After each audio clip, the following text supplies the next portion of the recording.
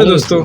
तो कैसे आप सब? उम्मीद है खुश होंगे। और एक बात बोलना चाहूँगा मैं, जो आपकी स्क्रीन पर ये जो नीचे एक रेड बटन दिख रहा है, ये अच्छा नहीं लगता है रेड टाइप का। ये इसे आप ब्राउन कर दें तो ज़्यादा अच्छा रहेगा क्या? बिल्कुल बिल्कुल तो इसे प्लीज़ आप ब्राउन कर दें, क्योंकि रेड ये अच्छा नहीं लगता। रेड सिंबल होता है किसका? डेंजर का। तो हम नहीं चाहेंगे कि हमारे जो व्यूअर्स हो डेंजर में हो, तो प्लीज़ उसे ब्राउन ज़रूर कर दें। बिल्कुल। तो आज का वीडियो काफ़ी इंटरेस्टिंग होने वाला है। जैसे कि आप लोगों को पता हो, एनडीटीवी को लेकर काफ़ी ज़्यादा सुर्खियों में एनडीटीवी, जिसका टाइटल होने वाला है, तो टाइटल है वो है how Adani trapped NDTV the hidden agenda बिल्कुल। /रवीश कुमार ध्रुव राठी। तो तो वीडियो ध्रुव राठी से है। बिल्कुल, कब वीडियो नॉलेज से भरा है काफ़ी, और आपको ये नॉलेज मिलेगी कि ये जो भी थे एंकर, इन लोगों को नहीं पता चला इनका ऑनर कब, कैसे, कहाँ, कौन बदल गया। तो सीधा देखते हैं वीडियो, बाद में मिलते हैं आपसे। तो लेट्स वॉच। नमस्कार दोस्तों, अडानी ग्रुप अब एनडीटीवी का करीब 29% मालिक बन गया है। स्पेसिफिकली कहा जाए तो अडानी ग्रुप ने 29.18% स्टेक एक्वायर कर लिया है एनडीटीवी चैनल में। इसके अलावा इन्होंने एक ओपन ऑफर भी लॉन्च किया है और 26% कंपनी को खरीदने का। अब देखा जाए, कंपनीज का खरीदा जाना, बेचा जाना, ये बड़ी आम बात होती है किसी भी इंडस्ट्री में।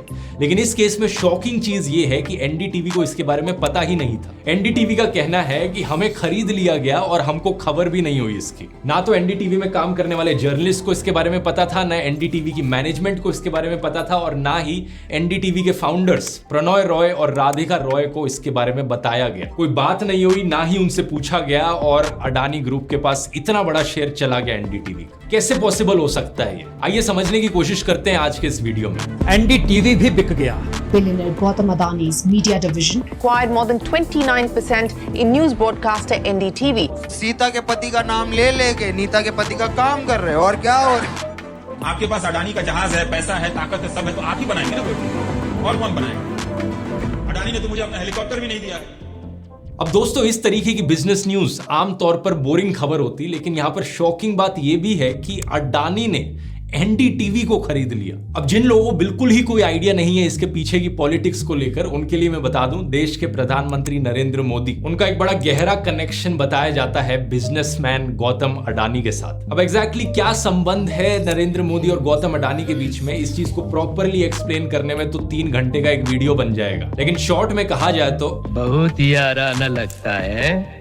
कुछ एग्जाम्पल्स बता देता हूं इसके। हाल ही में कोल मिनिस्टर प्रहलाद जोशी ने राज्यसभा में कहा था कि देश में कोयले की कोई शॉर्टेज नहीं है, लेकिन इसके बावजूद भी पावर मिनिस्ट्री ने स्टेट्स को ऑर्डर किया कि वो इंपोर्टेड कोल खरीदे कम से कम 10%, जो उनकी कोल रिक्वायरमेंट है उसका। कोल इंडिया लिमिटेड को मैंडेट किया गया कि कम से कम 8 मिलियन टन कोल वो इंपोर्टेड खरीदेंगे। सरकारी ऑफिशियल्स ने द न्यू इंडियन एक्सप्रेस को बताया कि जो कोयला देश के अंदर बनता है उसकी कीमत होती है करीब 1700 से लेकर 2000 रुपीज पर टन, लेकिन जो बाहर से कोयला इंपोर्ट किया जाता है देश में, उसकी कीमत होती है 17,000 से लेकर 20,000 रुपीज पर टन। ऑलमोस्ट 10 गुना ज्यादा महंगा पड़ता है देश को वो कोयला जो देश के बाहर से आ रहा है। अब हुआ क्या कि ब्लूमबर्ग की रिपोर्ट के अकॉर्डिंग एक पब्लिक कंपनी है एनटीपीसी, उन्होंने 20 मिलियन टन कोल इंपोर्ट करने का ऑर्डर दिया था, और उसमें से 17.3 मिलियन टन कोल का ऑर्डर एक्चुअली में दिया गया अडानी एंटरप्राइजेस लिमिटेड को। तो बहुत से जो कोल इंपोर्ट करने के टेंडर्स थे देश में, वो अडानी के पास गए। एक और उदाहरण इसका, जून के महीने में श्रीलंका के जो सिलोन इलेक्ट्रिसिटी बोर्ड के चेयरमैन थे एमएमसी फर्डिनांडो, उन्होंने श्रीलंका के पार्लियामेंट्री पैनल के सामने जाकर क्लेम किया कि श्रीलंका के प्रेसिडेंट राजापक्सा को कहा गया नरेंद्र मोदी के द्वारा कि एक 500 मेगावाट रिन्यूएबल एनर्जी प्रोजेक्ट जो बनने लग रहा है वो अडानी ग्रुप को दे दिया जाए। हालांकि एक दिन बाद जब ये खबर फैली तो उन्होंने अपनी स्टेटमेंट को रिट्रैक्ट कर लिया। लेकिन इसके अलावा साल 2018 में इंडियन गवर्नमेंट ने अप्रूव किया था कि 6 एयरपोर्ट्स देश में प्राइवेटाइज किए जाएंगे, और कितने इत्तेफाक की बात है कि ये सारे के सारे 6 एयरपोर्ट्स खरीदने की बिड अडानी ग्रुप ने जीती। इससे करीब 4 साल पहले 2014 में कांग्रेस लीडर राहुल गांधी ने क्लेम किया था कि जब नरेंद्र मोदी गुजरात के चीफ मिनिस्टर थे तो उन्होंने 45,000 एकड़ जमीन अडानी को बेच दी एट अ रेट ऑफ 1 रुपी पर स्क्वायर मीटर, 1 स्क्वायर मीटर के 1 रुपए के रेट पर। दोस्तों, ऐसे क्लेम्स बार बार उठाए गए हैं। 2017 में सीपीएम मेंबर ब्रिंडा कैरेट ने एक्यूज किया था मोदी सरकार को कि इन्होंने 72,000 करोड़ रुपीस का बैंक लोन अडानी ग्रुप का वेव ऑफ कर दिया। 2018 में बीजेपी के खुद के लीडर सुब्रमण्यम स्वामी ने क्लेम किया था, बार बार इन्होंने दोहराया था एक्चुअली में इनके खुद के शब्दों में, Adani is the biggest NPA trapeze artist in PSUs. NPA का मतलब है नॉन परफॉर्मिंग एसेट्स यानी बैड लोन्स। दोस्तों, इस तरीके के क्रॉनी कैपिटलिज्म के एक्यूजिशंस ना सिर्फ बीजेपी पर बल्कि कांग्रेस पर भी लगाए गए। ना सिर्फ इंडिया में बल्कि अमेरिका से लेकर ब्राजील तक कई देशों में इन चीजों की बात करी गई। नेटफ्लिक्स पर इस चीज को लेकर एक पॉलिटिकल थ्रिलर डॉक्यूमेंट्री है द एज ऑफ डेमोक्रेसी, और एक और है सेविंग कैपिटलिज्म। कभी टाइम मिले इन्हें जरूर देखना। कहा जाता है कि ये सारे लिंक्स एक सिंपल कंडीशन पर काम करते हैं, तुम मुझे चंदा दो, मैं तुम्हें धंधा दूंगा। मतलब क्रॉनी कैपिटलिस्ट पॉलिटिकल पार्टीज को डोनेशंस दें, छुपके से डोनेशंस हो सकती हैं क्योंकि आज के दिन इलेक्टोरल बॉन्ड्स एग्जिस्ट करती हैं, जिसकी बात मैंने इस वीडियो में करी थी, और बदले में उन्हें फेवर्स मिलते हैं, जैसे कि लोन वेवर हो गया, टैक्स कट कर दिया गया, पब्लिक बैंकों से लोन दे दिया, कोई कानूनों को बदल दिया इधर उधर, बेल आउट्स दे दिए, कोई बड़े इंफ्रास्ट्रक्चर प्रोजेक्ट्स के टेंडर्स दे दिए, सरकारी कॉन्ट्रैक्ट्स दे दिए माइनिंग के, या देश की पब्लिक कंपनी के रिसोर्सेज को इन्हें बेच दिया गया। इंडियन एक्सप्रेस के अकॉर्डिंग आरबीआई ने स्टेट किया था पिछले 10 सालों में बैंकों ने 11.68 लाख करोड़ रुपीस के बैड लोन्स को राइट ऑफ कर दिया है, और ज्यादातर ये राइट ऑफ्स एक्चुअली में 2014-15 के बाद आए हैं, जब नरेंद्र मोदी की सरकार ऑलरेडी आ चुकी थी। अब आप पूछोगे कि ये सारी खबरें हमें कैसे नहीं पता चलती। वो इसलिए दोस्तों क्योंकि टीवी चैनल्स पर जो दिखाया जाता है वो सिर्फ हिंदू मुस्लिम, वो दंगे यहाँ हो गए, वो भड़काऊ भाषण यहाँ दे दिया, कभी कोई बॉयकॉट आ गया, सिर्फ इन्हीं चीजों की खबरें कॉन्स्टेंटली चलाई जाती हैं ताकि जो असली खबरें नीचे दबी हुई हैं ज्यादातर पब्लिक को इसके बारे में पता ना चल सके। I can't shout over you. I'll tell you why. आपने हिम्मत कैसे की ऐसे सवाल पूछने की? I'm not yelling at you. I'm talking about Mr. McAdams.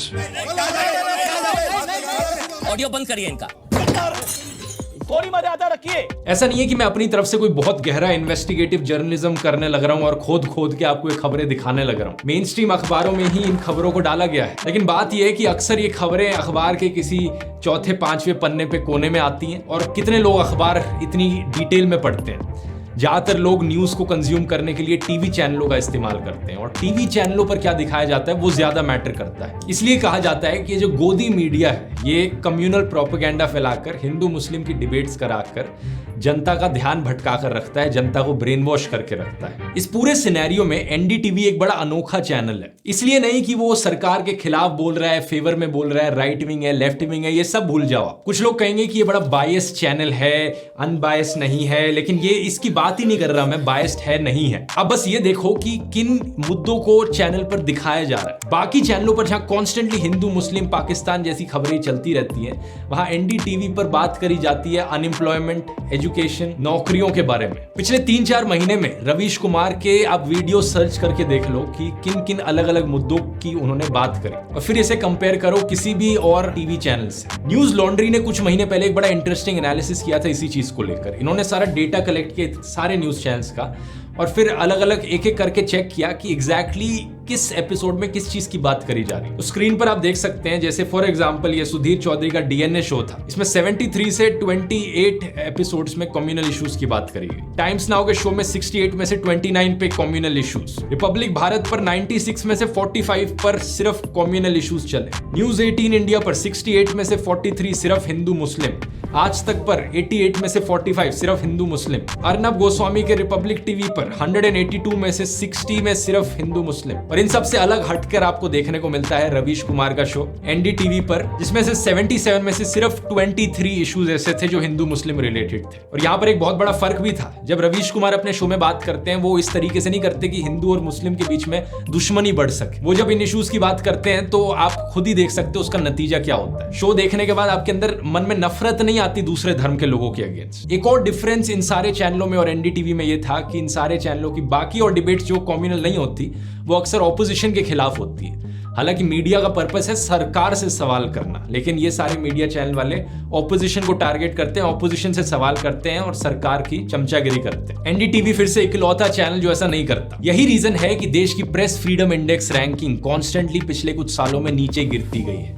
World press freedom index 2022 के अकॉर्डिंग इंडिया की रैंक 150 पोजीशन पर है आउट ऑफ 180 कंट्रीज। मतलब अगर 180 देश हैं दुनिया में तो उनमें से 149 देशों में मीडिया की हालत अपने देश से बेहतर है। और यही कारण है कि अच्छे जर्नलिस्ट जो इन सारे टीवी चैनलों में काम कर रहे थे उन्हें एक एक करके अपनी जॉब से या तो निकाला गया या उन्हें इस्तीफा देना पड़ा, क्योंकि इन बाकी टीवी चैनलों में एथिकल जर्नलिज्म की कोई जगह नहीं रह गई थी। पुण्य प्रसून वाजपेयी, अभिसार शर्मा, श्याम मीरा सिंह, अजीत अंजुम, प्रज्ञा मिश्रा, साक्षी जोशी, इन सब लोगों ने अब अपने YouTube चैनल खोलने पड़े ताकि अपना इंडिपेंडेंट जर्नलिज्म कैरी ऑन कर पाए। और दूसरी तरफ क्योंकि टीवी पर रवीश कुमार अकेले बचे ये करने वाले, उन्हें बुरी तरीके से टारगेट किया जाता है, उनके पीछे एक ट्रोल आर्मी लगाई जाती है। एक समय पर उनका फोन नंबर भी लीक कर दिया था एक BHU के प्रोफेसर ने। उन्हें फोन पर जान से मारने की धमकियां मिलती हैं, गालियां पड़ती हैं। 2016 में सरकार ने एक हिस्टोरिक एक दिन का बैन लगा दिया था NDTV इंडिया के ऊपर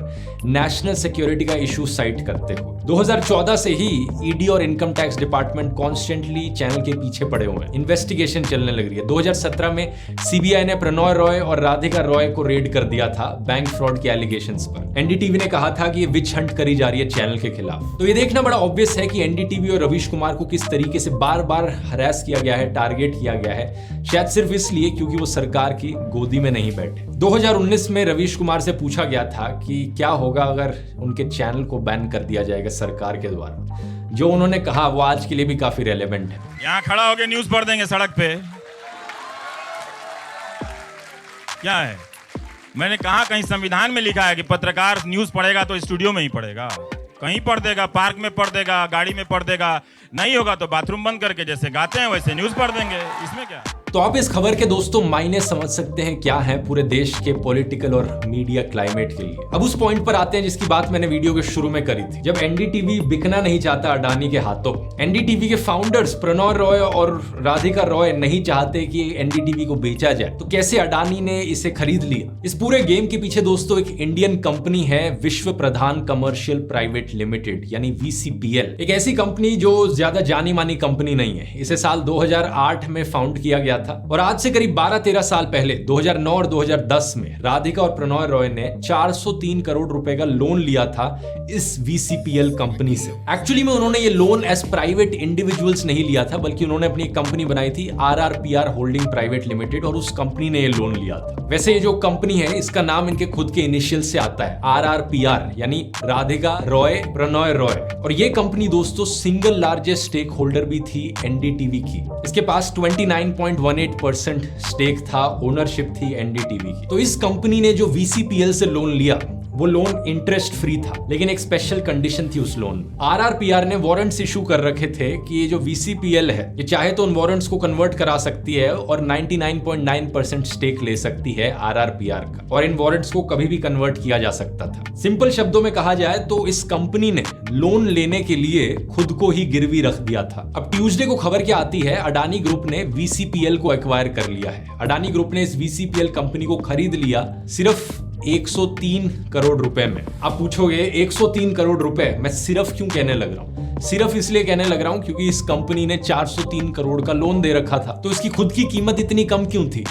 क्योंकि इस VCPL कंपनी ने भी पैसा लेने के लिए ये रिलायंस स्ट्रैटेजिक वेंचर्स के पास गए थे, मुकेश अंबानी की रिलायंस इंडस्ट्री लिमिटेड के पास, और उन्होंने इस लोन के पैसे को एक्चुअली में दिया था। लेकिन एनीवेज क्योंकि अडानी ने VCPL कंपनी को खरीद लिया, अब अडानी के पास ऑप्शन था कि वो इन वारंट्स को ओनरशिप में कन्वर्ट कर दे, इक्विटी में कन्वर्ट कर दे, और इन्होंने वो ऑप्शन चूज किया। तो अडानी ने VCPL को खरीदा, VCPL ने RRPR को एक्वायर कर लिया लोन की कंडीशंस के अकॉर्डिंग। और क्योंकि RRPR का NDTV में शेयर था 29.18%, तो वो शेयर अब अडानी के पास चला गया। वैसे एक सवाल यहाँ आपके दिमाग में आया कि अगर इन्वेस्ट करना है आपको पैसा, तो इन्वेस्ट करने के लिए सही कंपनीज को कैसे चुना जाए? इसके रिगार्डिंग एक बुक रेकमेंड करना चाहूंगा, बीटिंग द स्ट्रीट। इस बुक की समरी आपको मिल जाएगी कुकू FM पर सुनने के लिए, जाकर चेकआउट कर सकते हैं। लेकिन टॉपिक पर वापस आते हैं। अब इंडियन रेगुलेशंस के अकॉर्डिंग अगर किसी का किसी कंपनी में 25% से ज्यादा शेयर होता है तो उन्हें एक ओपन ऑफर देना पड़ेगा कि एटलीस्ट 26% शेयर वो और खरीद सकें फ्रॉम एग्जिस्टिंग शेयर होल्डर्स, ताकि बाकी जो एग्जिस्टिंग शेयर होल्डर्स हैं उन्हें अपॉर्चुनिटी मिल पाए अपना शेयर बेचने की। ये रेगुलेशंस हैं। तो इसीलिए अडानी ने 26% और शेयर खरीदने का ऑफर दिया। अडानी ने ऑफर किया है 294 रुपीज पर शेयर अपने ओपन ऑफर में, जिसका मतलब है ये 26% शेयर्स जो हैं इनकी कीमत हो गई 492.8 करोड़ रुपीस। अब अगर बाकी शेयर होल्डर्स भी अपने शेयर्स बेच देते बेचते हैं और अडानी को 26% शेयर भी मिल जाते हैं तो इसका मतलब होगा टोटल में अडानी के पास 55% स्टेक आ जाएगा एनडीटीवी में। राधिका और प्रणॉय रॉय के पास एज इंडिविजुअल्स 32% है एनडीटीवी का शेयर, तो अडानी के पास टोटल कंट्रोल चला जाएगा एनडीटीवी कंपनी का। लेकिन सवाल यहां पर यह है कि क्या ये 26% और शेयर अडानी के पास जा पाएगा? अडानी के ओपन ऑफर का मतलब है कि कोई भी इंसान या कंपनी जो एग्जिस्टिंग शेयर होल्डर है एनडीटीवी की, वो अपने शेयर्स बेच सकती है अडानी को। टोटल में देखा जाए, क्योंकि एनडीटीवी एक स्टॉक लिस्टेड कंपनी है, तो 29,691 लोगों ने एक्चुअली में स्टॉक खरीद रखा है एनडीटीवी का। इन सब लोगों ने 2 लाख से कम पैसे लगाए हैं। ये लोग बेच सकते हैं चाहे तो अपना शेयर। इसके अलावा 947 अलग अलग कंपनीज है जिन्होंने शेयर्स खरीद रखे हैं एनडीटीवी, वो भी बेच सकती हैं। लेकिन इन सब के बीच 2 मेन कंपनीज हैं जिनके पास बड़े बड़े शेयर है एनडीटीवी के। ये फॉरेन पोर्टफोलियो इन्वेस्टर्स हैं। एक है एलटीएस इन्वेस्टमेंट फंड जो 9.75% शेयर्स ओन करता है एनडीटीवी के,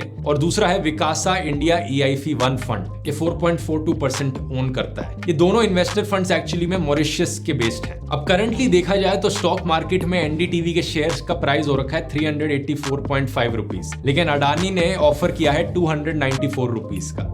तो कोई अपने शेयर अडानी को क्यों बेचना चाहेगा? जो इंडिविजुअल लोग हैं जिन्होंने इन्वेस्ट कर रखा है एनडीटीवी में, उनके लिए तो कोई सेंस नहीं बनता, वो लॉस में अपने शेयर को क्यों बेचेंगे? लेकिन एलटीएस इन्वेस्टमेंट फंड बताया जा रहा है कि एक पोटेंशियल कैंडिडेट है जो अपने शेयर्स बेच सकता है इसी प्राइस पर अडानी को। क्यों बेचेगा ये एलटीएस इन्वेस्टमेंट फंड अपने शेयर्स अडानी को? यहाँ पर चीजें थोड़ी शॉकिंग हो जाती है, क्योंकि नियरली 98% पैसा इस फंड ने अपना जो इन्वेस्ट कर रखा है वो अडानी ग्रुप की कंपनीज में ही कर रखा है। इसके अलावा 4 और कंपनीज है जो टोटल में 7% स्टेक ओन करती है एनडीटीवी में। ड्रॉली एजेंसीज, जीआरडी सिक्योरिटीज, आदेश ब्रोकिंग, कंफर्म रीबिल्ड। ये कहा जा रहा है कि ये 4 कंपनीज भी शायद अपने शेयर्स बेच दे अडानी को, क्योंकि द हिंदू बिजनेस लाइन की रिपोर्ट के अकॉर्डिंग इनका भी इनडायरेक्ट कनेक्शन है अडानी ग्रुप के साथ। तो एक्चुअली में जो पब्लिक शेयर होल्डर्स हैं उन्हें अपने शेयर्स बेचने की ही जरूरत नहीं है।